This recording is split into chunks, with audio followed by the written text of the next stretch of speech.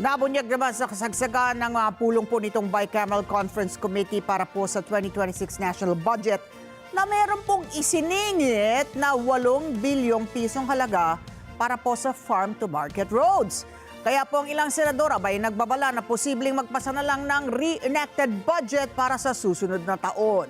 Kunin natin ang detalye sa live report ni Mean Corvera. Mean.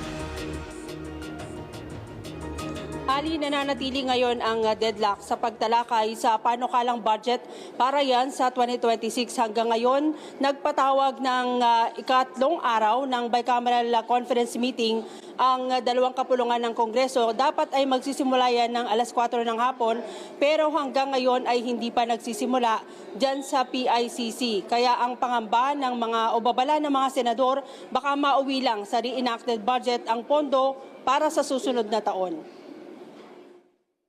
Makabubuti raw na magpasa na lang ng reenacted budget sa Enero o unang quarter ng 2026 sa halip na magpatibay ng bagong national budget na hindi dumaan sa masusing pagbusisi at prone sa katiwalian.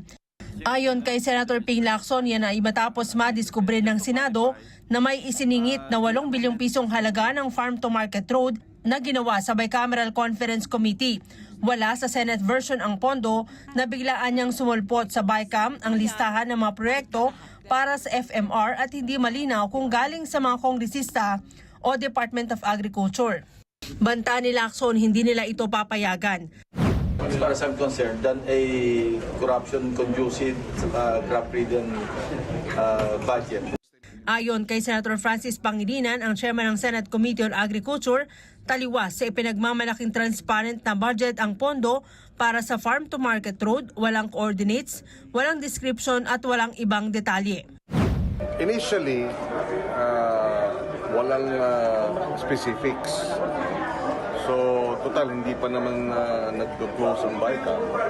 So, we will raise this in the BICAM and we want coordinates, we want geotagging, we want itemized, line by line item of each contract or each project. Kasi hindi pa pwede yung lump sum. Hindi kami papayag sa lump sum. Una nang ipinatanggal ng mga senador sa panukalang budget ang alokasyon sa mga infrastructure projects na walang eksaktong lokasyon at kumpletong detalye para matiyak na hindi mauulit ang GUS flood control projects. Bukod sa questionabling pondo sa farm-to-market road, nakabitin pa ang budget ng Department of Public Works and Highways dahil nais si Secretary Vince Dizon na ipabalik ang tinapyas na 45 billion pesos. Ang DPWH nagsorry na sa Senado.